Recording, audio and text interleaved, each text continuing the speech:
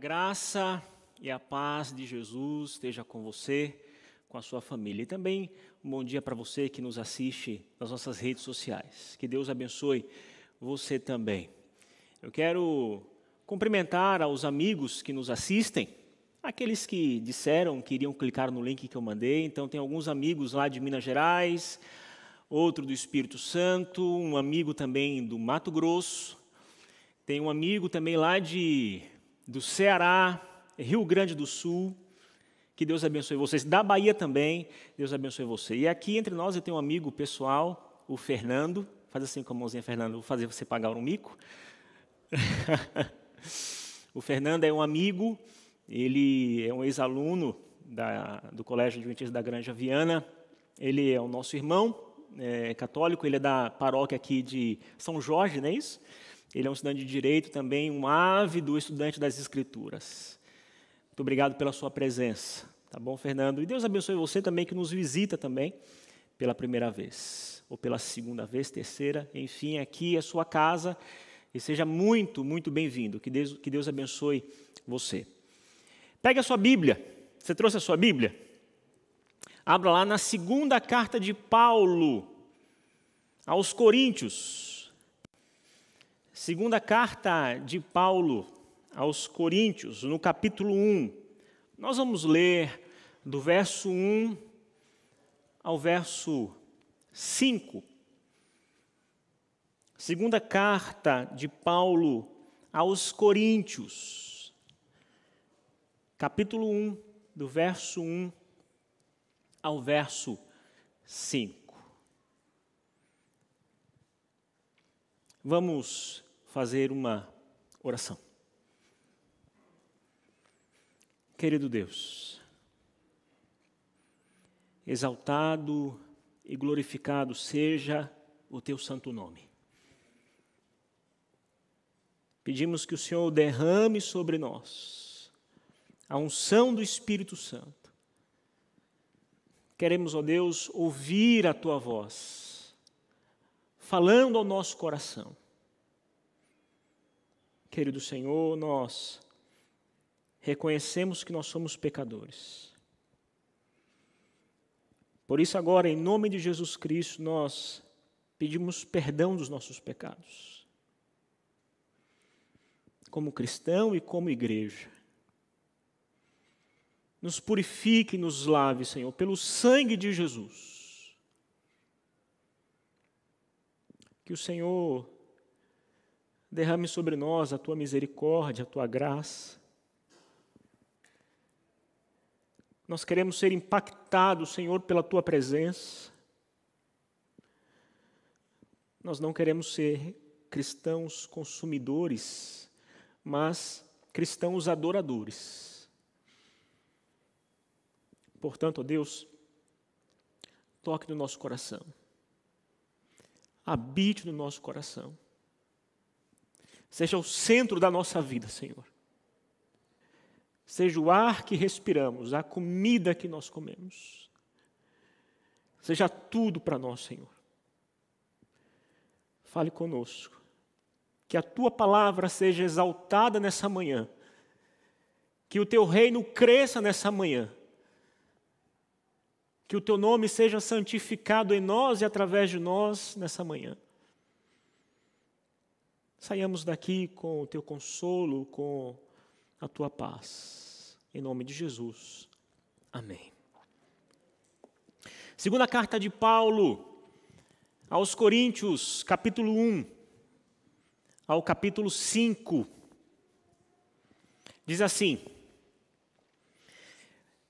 Paulo, apóstolo de Cristo Jesus, pela vontade de Deus, e o irmão Timóteo, a igreja de Deus que está em Corinto, e a todos os santos em toda a Acaia, que a graça e a paz de Deus, nosso Pai, e do Senhor Jesus Cristo estejam com vocês.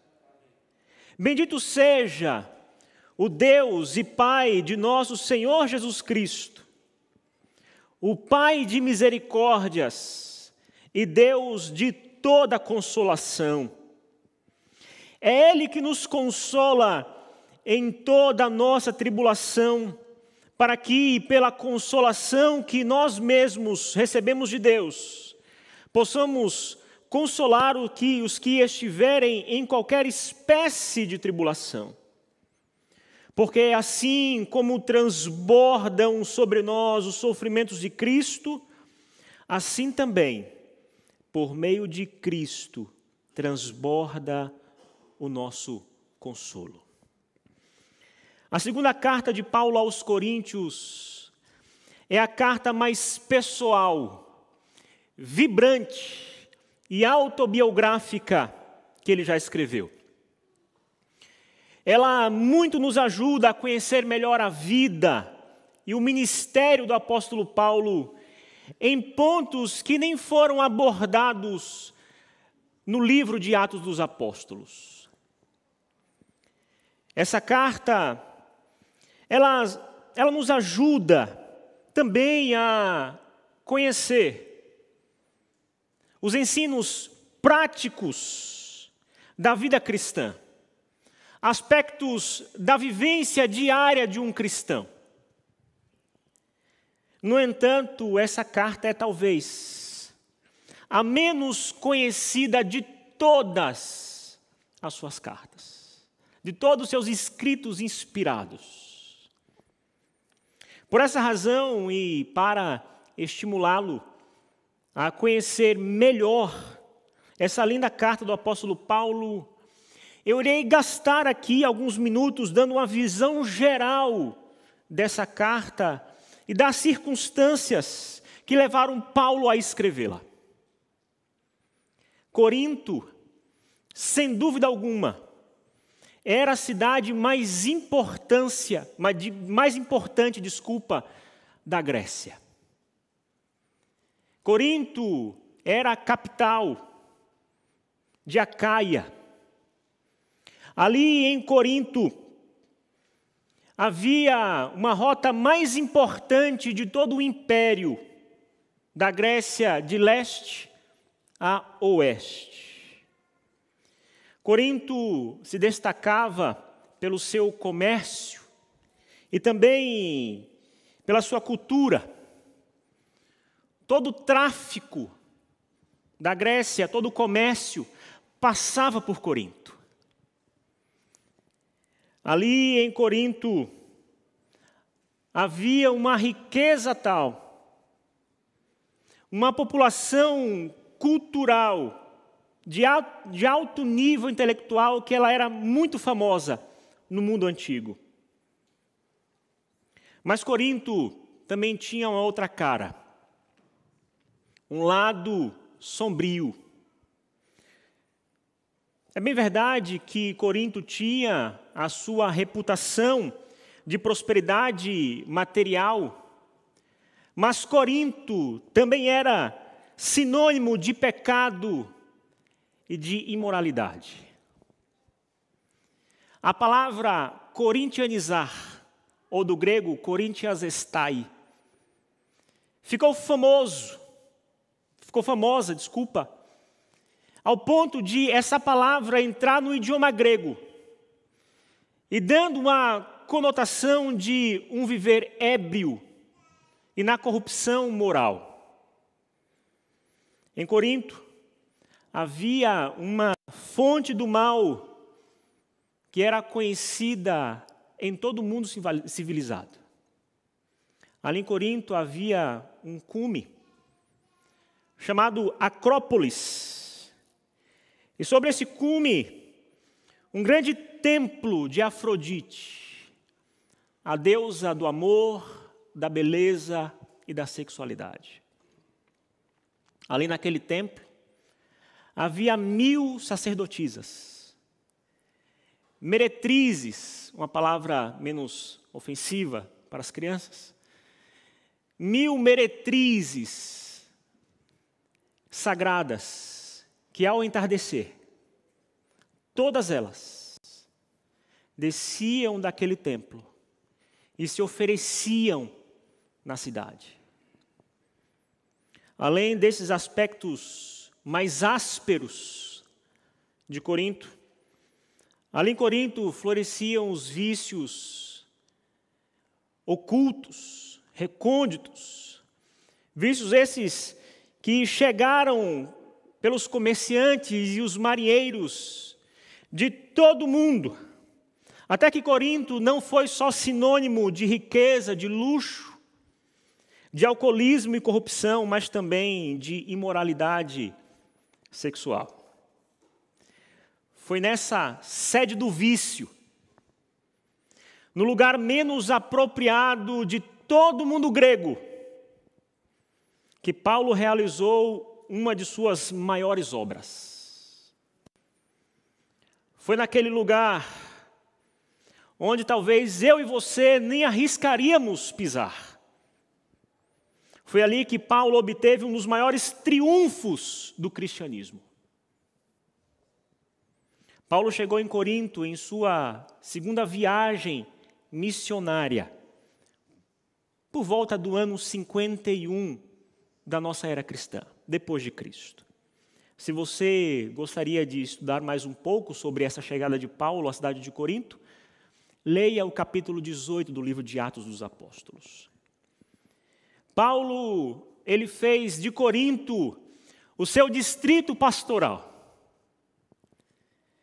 Semana após semana, ele debatia com os judeus e pregava o evangelho, as boas novas, às pessoas que ali estavam. E ele fazia isso com grande êxito. Porém, os judeus que ali moravam eram teimosos e hostis, a tal ponto que Paulo teve que deixar a sinagoga.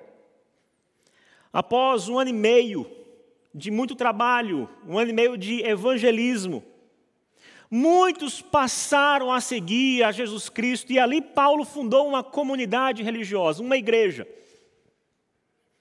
De modo que Paulo, ele terminou a sua tarefa. Em Corinto, ele seguiu viagem para Éfeso, agora em sua terceira viagem missionária. Paulo, ele ficou em Éfeso durante 3 anos. E nesse período, ele recebeu a notícia de que as coisas não estavam indo muito bem na sua igreja de Corinto.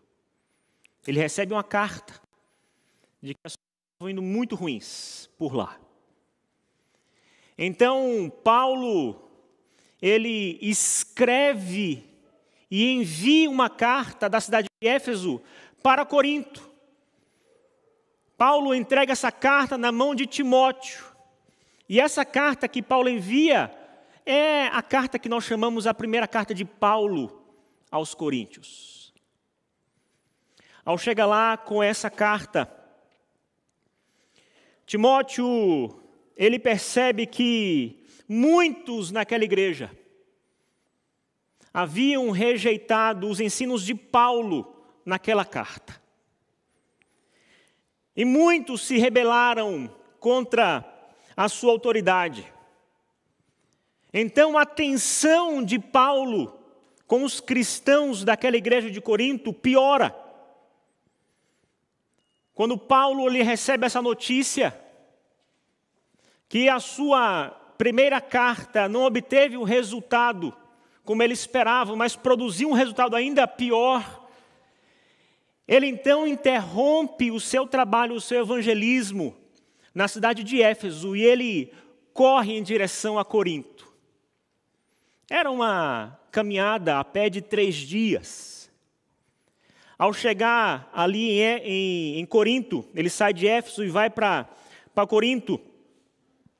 Paulo, ele chama essa visita de visita dolorosa. Dolorosa porque um dos líderes daquela igreja, ele aponta o dedo, enriste na face de Paulo, critica Paulo, desacredita da mensagem das boas novas de Paulo e desafia a autoridade de Paulo. E ainda mais, aquele homem, aquele líder, a Bíblia não diz o nome dele, ele ofende Paulo publicamente. Paulo chama essa visita de visita dolorosa. Então Paulo, ele volta para Éfeso. O seu fracasso, aparentemente, foi tão forte que quase destroça o coração de Paulo. Um homem que se entregou para o Evangelho, passou poucas e boas, se dedica à pregação do Evangelho àquela cidade, àquela igreja se levanta contra o seu líder. Então ele de volta a Éfeso, ele escreve uma carta. Essa carta que o próprio apóstolo Paulo diz que foi escrita com angústia e lágrimas. Essa carta ele envia agora por meio de Tito. Paulo então, ansioso por saber a resposta daquela carta, ele se dirige até a Macedônia. E ali ele encontra Tito, e Tito informa que a carta então produziu bons resultados.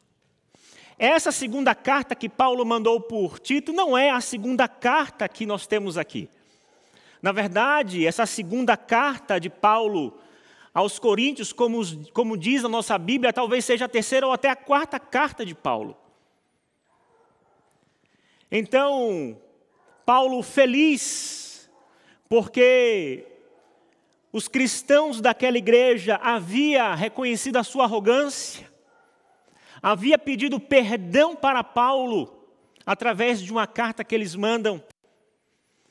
Paulo então decide escrever agora uma outra carta para essa igreja de Corinto, e essa carta que nós chamamos hoje de segunda carta aos Coríntios. E essa carta que Paulo manda para eles, Paulo queria assegurar de que, apesar de tudo, toda a sua tristeza, frustração, Paulo queria deixar bem claro o seu amor e o seu compromisso para com aquela igreja. Se em 1 Coríntios, Paulo ele destelha a igreja e permite que nós a enxerguemos por dentro, todo o seu pecado, o seu problema, a sua divisão. Nesta segunda carta de Paulo que nós lemos aqui, Paulo ele abre as cortinas da sua alma, ele destranca os portais do seu coração e conta para nós os seus sentimentos mais profundos, suas lutas íntimas e o seu sofrimento atroz. Nenhuma outra carta de Paulo retrata de forma tão clara e nítida a sua angústia emocional, física e espiritual, com tanta profundidade, com tanta amplitude como esta carta.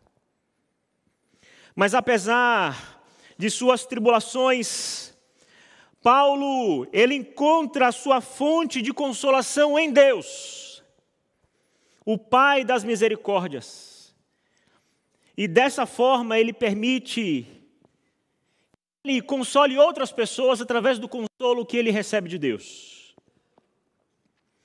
E ao invés então de Paulo iniciar essa carta que nós lemos aqui, destacando os seus problemas, ao invés dele iniciar a sua carta mostrando as suas dificuldades, os seus dilemas, as suas dores, ele começa enfatizando a pessoa e a obra de Deus em nosso favor. Ele inicia essa carta chamando de Deus, de nosso Pai, o Pai das misericórdias. Vamos ler então, mais uma vez que vocês conhecem o contexto pelo qual Paulo escreveu essa carta, vamos ler mais uma vez do verso 3 ao verso 5. Bendito seja o Deus e Pai de nosso Senhor Jesus Cristo, o Pai de misericórdias e Deus de toda consolação. Ele que nos consola em toda a nossa tribulação, para que pela consolação que nós mesmos recebemos de Deus, possamos consolar os que estiverem em qualquer espécie de tribulação. Porque assim como transbordam sobre nós os sofrimentos de Cristo, assim também, por meio de Cristo, transborda o nosso consolo. Esses versos que nós acabamos de ler é uma das mais belas doxologias do Novo Testamento. Paulo não podia cantar sobre as circunstâncias, mas ele podia exaltar aquele que estava acima e no controle das circunstâncias. Irmãos, nós precisamos entender que não importa o tamanho da aflição pela qual haveremos de passar, o Deus a quem adoramos é o Deus que está no controle, é o Deus que tem o poder para nos consolar. Eu gostaria então de destacar duas verdades destes versos que nós lemos. Em primeiro lugar, é o que Deus faz em nós. A palavra bendito, que nós encontramos no início do verso 3, é uma forma judaica de louvar a Deus e reconhecendo Deus como a fonte de todas as bênçãos que nós recebemos. Então, quando Paulo, ele chama Deus de Pai das misericórdias, é muito mais de que o Deus é o misericordioso. Paulo, ele está dizendo que Deus, ele é a fonte inesgotável de todas as misericórdias que nós recebemos. E dessa misericórdia flui esse rio de consolação. Misericórdia é um atributo moral de Deus que o leva a não dar ao pecador aquilo que ele merece. E nós, como pecadores, o que nós merecemos? Nós merecemos o seu castigo, mas Deus, ele nos dá a sua excelsa, infinita e imerecida graça. No livro de Lamentações, capítulo 3, verso 22, diz que as misericórdias do Senhor são a causa de não sermos destruídos, porque a sua misericórdia não tem fim e renova-se a cada manhã. Amém? Em Salmo 103, verso 17, diz assim: a misericórdia do Senhor é de eternidade a eternidade sobre os que o temem. E em Salmo 108, verso 4, está escrito: porque a tua misericórdia se eleva acima dos céus, e a tua fidelidade até as nuvens. Irmãos, se nós estamos vivos hoje, se nessa manhã tivemos o que comer, tivemos onde dormir, se você está bem de saúde, se você está vivo, é porque a misericórdia do Senhor, ela é eterna, ela é infinita, ela se renovou nessa manhã e ela nos alcançou nessa manhã. A misericórdia do Senhor é a fonte de toda a consolação que nós podemos receber. Deus, ele é a fonte dessa misericórdia. E Paulo, ele continua dizendo, no mesmo verso, o Pai de misericórdia e o Deus de toda consolação, não de algumas, mas Deus é o Deus de toda consolação. Em outras palavras, não há verdadeira consolação fora de Deus. Nenhum coração aflito, desesperado, pode aquietar-se, serenar-se, a não ser pela intervenção de Deus. Você pode estar procurando o conforto e o consolo de Deus em diversos outros lugares e, quem sabe, de maneiras mais diferentes. Mas eu quero lhe dizer que aquilo que você procura, o conforto de Deus, o consolo, você só vai encontrar nele. Queridos, somente Deus é o nosso refúgio seguro. Somente Ele é a cidade refúgio para o nosso coração. Não há consolo, portanto, fora do Evangelho. Não há consolo, portanto, fora da pessoa e da obra de Deus em nosso favor. Se você passa por problemas no mundo, em Deus você tem consolação e você tem paz. Vamos ler o verso 4.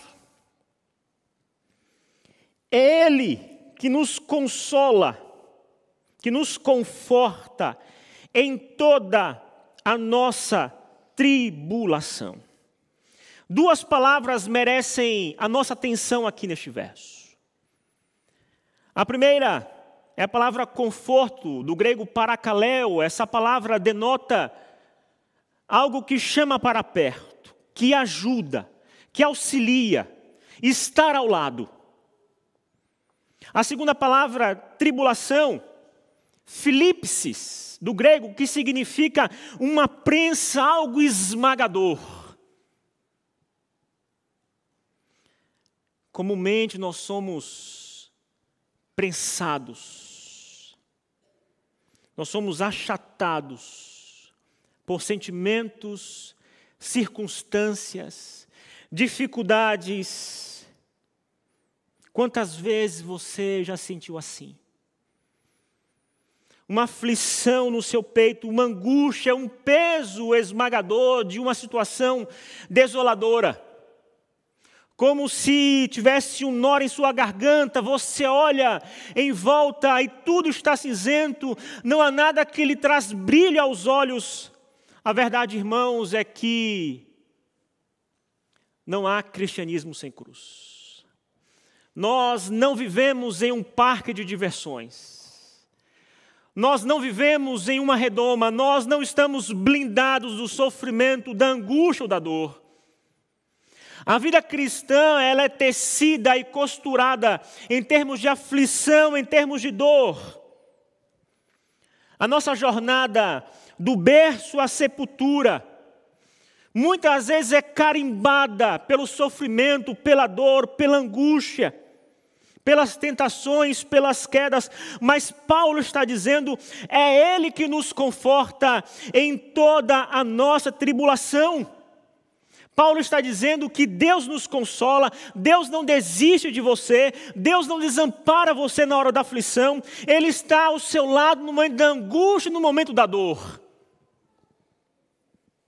Quando nós cruzamos os vales da dor, é Ele que nos segura pela mão. Quando as lágrimas grossas rolam pela nossa face, o consolo de Deus é a nossa terapia. Quando ficamos prostrados e vencidos pelas lutas da vida, é o seu braço forte que nos põe de pé. Há um tempo atrás eu conheci um poema. Esse poema tem como título em inglês Footprints in the Sand, Pegadas na Areia. É um poema lindo. Eu gostaria de ler esse poema para você. Esse poema vai fazê-lo refletir sobre tudo que eu estou dizendo até agora. Onde eu quero chegar? Pegadas na areia. Uma noite tive um sonho. Enquanto eu caminhava pela praia com meu Senhor, no céu escuro, cenas da minha vida passaram. Para cada cena notei dois conjuntos de pegadas, dois pares de pegadas na areia. Uma pertencentes a mim e a outra ao meu Senhor. Depois que a última cena da minha vida passou diante de mim, olhei de volta para as pegadas na areia.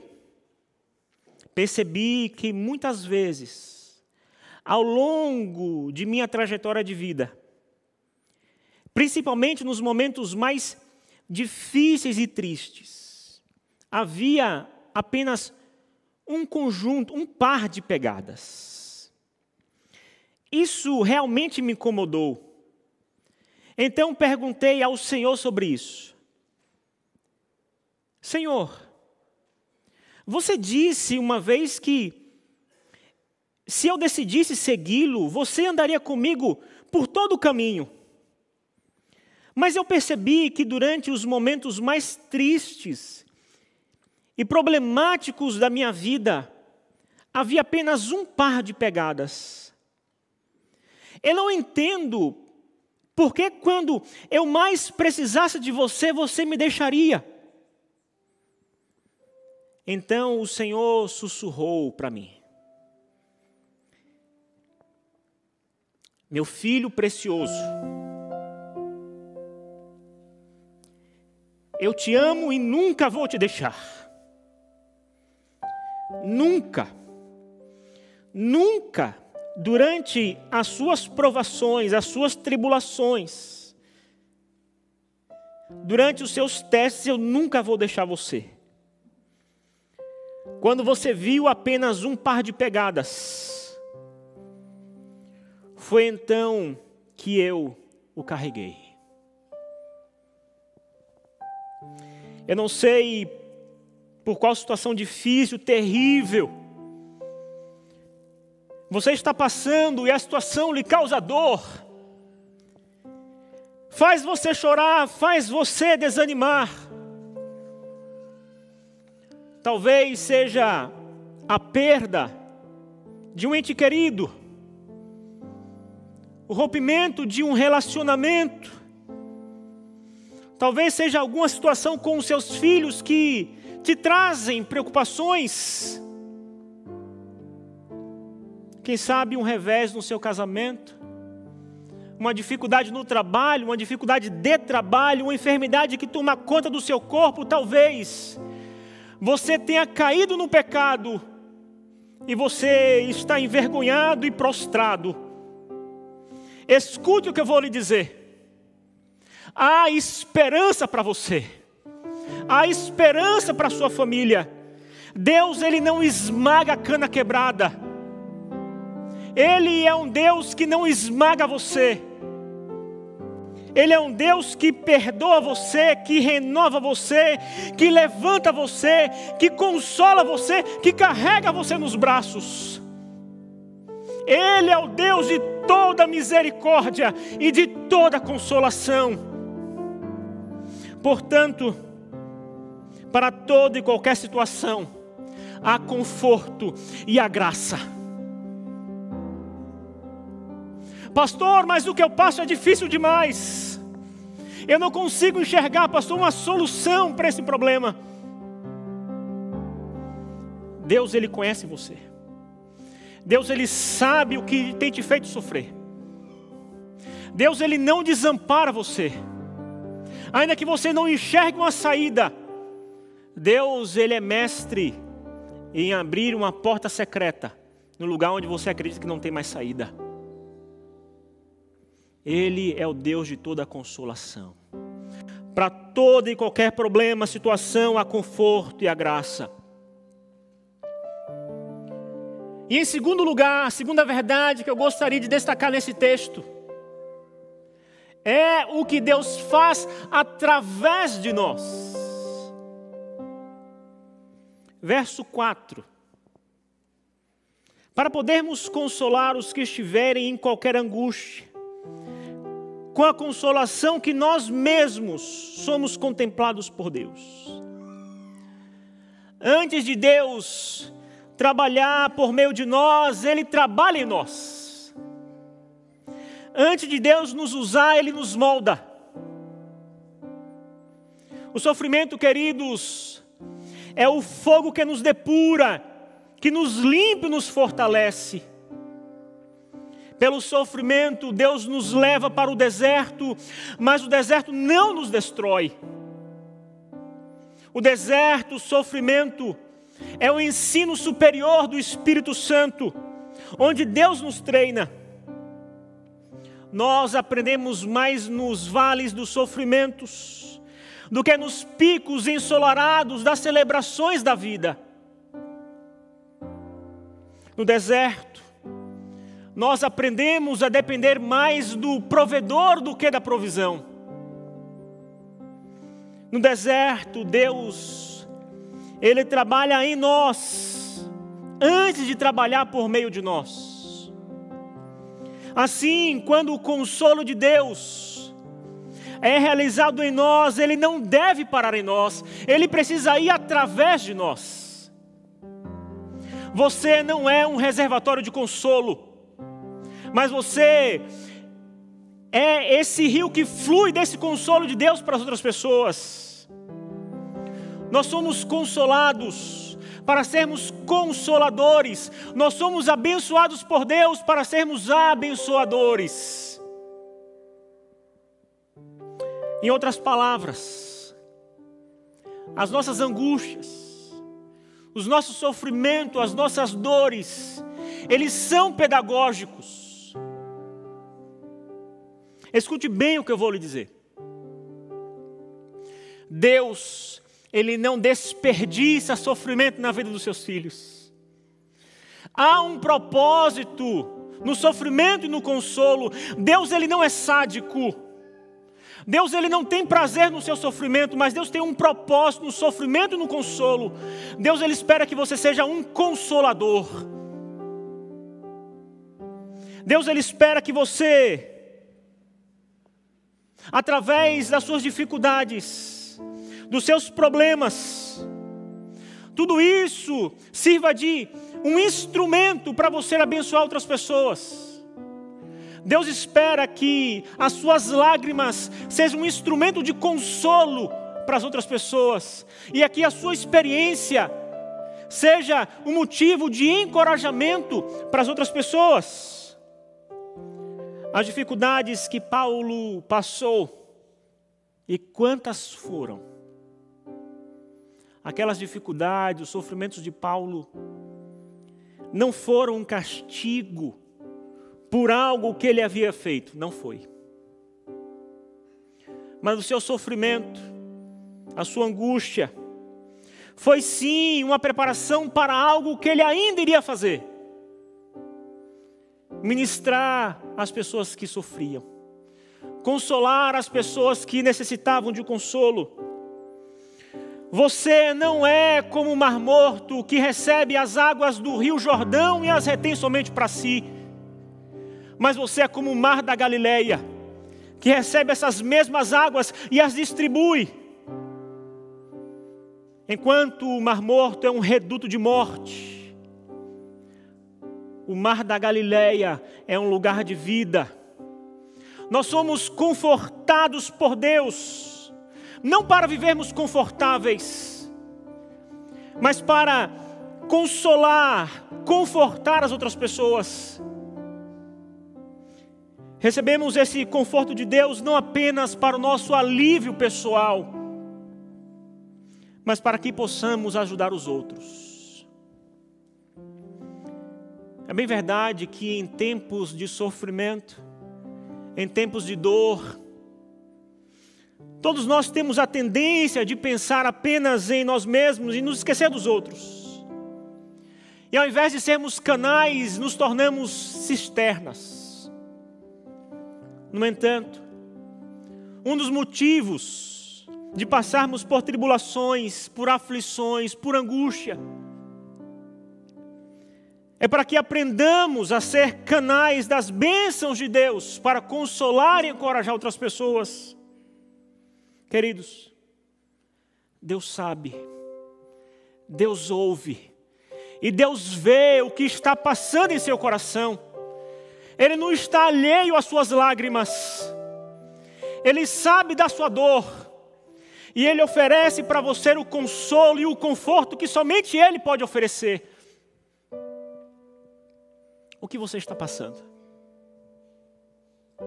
O que tem tirado a sua noite de sono? O seu dia de paz? Quem sabe você já fez uma oração. Deus, será que o Senhor sabe? Deus, será que o Senhor ouve? Será que o Senhor vê tudo isso que eu estou passando? Deus, Ele é o Pai de todas as misericórdias. Escute muito bem o que eu vou lhe dizer. Se você não sabe o que está acontecendo com sua vida, se a sua família tem passado por tempestades, se você tem caminhado por vales, por desertos, e você é açoitado por situações que parecem que vai desolar você, que vai acabar com você. Se você não sabe o que está acontecendo com você, uma coisa você pode saber: que Deus, Ele ama você, que Deus não desampara você, que Deus, Ele é o seu Pai, que Deus, Ele ama você, Ele cria você, Ele sabe exatamente o que você precisa. Como um Pai amoroso, Deus, Ele sabe, nos nossos momentos de angústia, nós podemos ter certeza que Ele nos chama para perto de si, nos oferece seu braço de consolo. Contudo, recebemos esse conforto de Deus não apenas para o nosso alívio pessoal, mas para que possamos ajudar alguém, consolar alguém que estão passando por dificuldades semelhantes à nossa. Vamos, portanto, irmãos, crer que Deus está ao nosso lado no momento de dor? Sim, amém? Vamos ajudar as outras pessoas, a consolá-la, a encorajá-la. Vamos fazer da nossa lágrima um instrumento de consolo para as outras pessoas? Sim. Se a sua resposta é sim, eu gostaria que você ficasse de pé.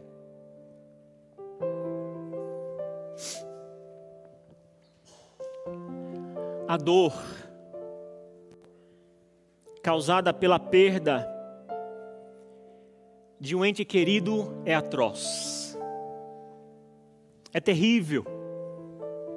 Somente quem passou por isso sabe dizer. O professor e pastor Valdeci Lima havia perdido seu pai, e como qualquer um de nós, ele sentiu toda a dor que a realidade da morte oferece e nos impõe. 45 dias depois que o seu pai havia falecido, o professor, pastor Valdeci Lima, ele sentado na escrivaninha que fora do seu pai, ele passando por dificuldades e lutando para que as sombras não o envolvessem com aquela situação de dor e de aflição, ele escreve um hino. Naquele momento de dor, as lágrimas, ele escreve um hino. Obviamente que aquele hino não foi feito em homenagem ao seu falecido pai, a quem ele tanto amou, mas uma declaração para todos nós, que em meio à tribulação da vida, que nos momentos difíceis, nós podemos confiar no amor e no consolo de Deus. Ao terminar as suas palavras, ele deu o título para aquele hino. E o título: Deus sabe, Deus ouve e Deus vê. Permita que Deus o console. Permita que Deus o restaure, o cure, o levante, o encoraje a ouvir essa canção. Deus sabe, Deus ouve, Deus vê.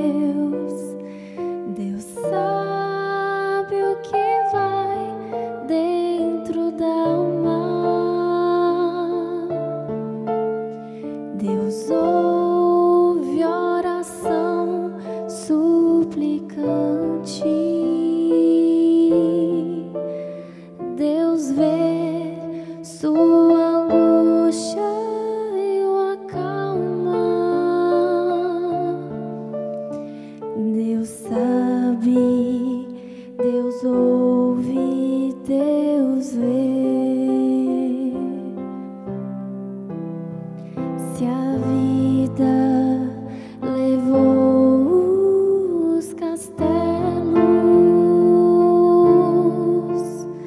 que em sonhos você construiu, não dê por vencido seus planos.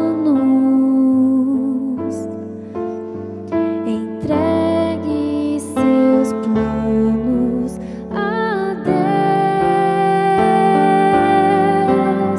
Deus sabe o que vai dentro da alma. Deus ouve oração suplicante.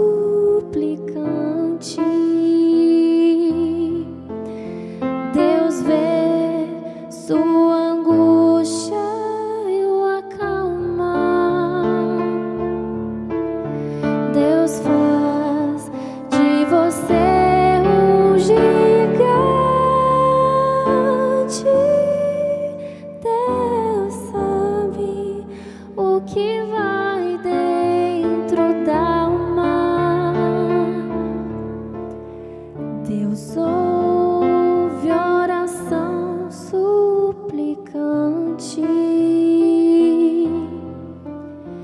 Deus vê sua angústia e o acalma. Deus sabe, Deus ouve, Deus vê. Deus sabe, Deus ouve, Deus vê.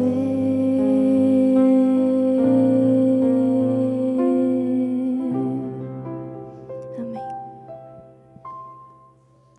Deus sabe o que você está passando. Deus, Ele ouve as suas orações. E Deus, Ele vê a sua angústia. Talvez eu falei aqui para alguém que está passando por uma situação muito difícil. E Deus te trouxe aqui para que você fosse encorajado, renovado e consolado pelo Espírito Santo. No entanto, esse consolo não pode parar em você. Você tem que levar o seu consolo. Você tem que levar a paz que você recebeu às outras pessoas. Eu quero convidar você a fazer uma oração a esse Deus. O Deus de misericórdia. O Deus de toda a consolação.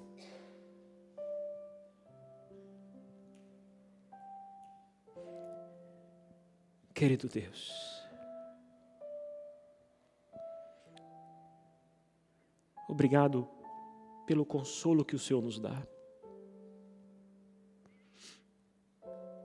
É bem verdade, Senhor, que nós não conseguimos entender o hoje no hoje, mas sim no amanhã.